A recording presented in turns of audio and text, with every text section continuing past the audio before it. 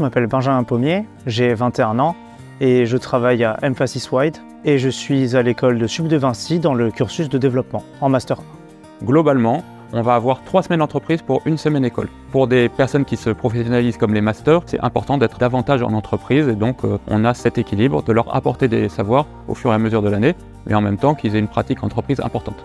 Dans le coaching, il y a différents aspects, mais il y a un aspect en effet de suivi. Et dans ce suivi, on va d'abord rentrer en contact avec l'entreprise et on va définir les missions de l'étudiant au sein de l'entreprise. Puis ensuite, on va valider que ces missions, on va dire, se déroulent convenablement et que l'étudiant, à travers ces missions, acquiert les compétences qui lui sont demandées à titre professionnel.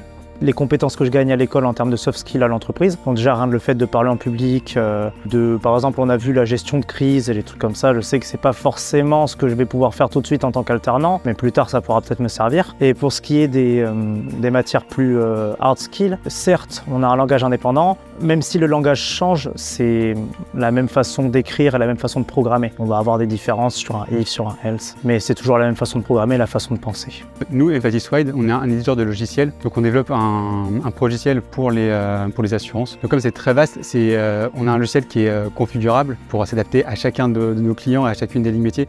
Les missions passent du correctif de bugs, donc il va falloir trouver le bug, le reproduire et le corriger. Et ensuite tout simplement de l'ajout de nouvelles fonctionnalités. Donc on passe du développement à, quand il le faut, un peu l'interface UI pour que ça rende joli et que ça soit bien fonctionnel avec le reste. Et évidemment la mise en place et tout ça en faisant un suivi avec le manager pour voir si c'est bon et pour voir comment on peut le faire. C'est beaucoup plus du back et après un petit peu de mise en interface, par exemple dans ce qu'on appelle des scénarios. Il y a vraiment beaucoup plus de liberté, on va dire, et de choses à faire dans le back que dans le front. J'ai l'impression, à titre personnel.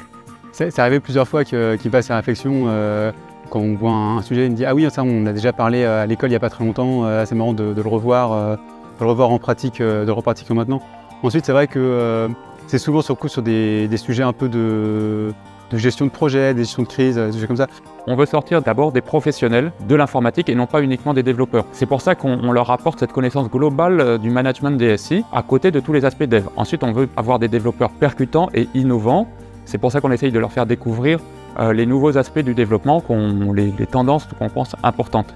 Nous, on a pris des alternants avec vraiment une vision d'aller plus loin derrière avec eux. C'est plutôt une grande période d'essai, si vous voulez, vraiment essayer d'avoir nos employés de demain.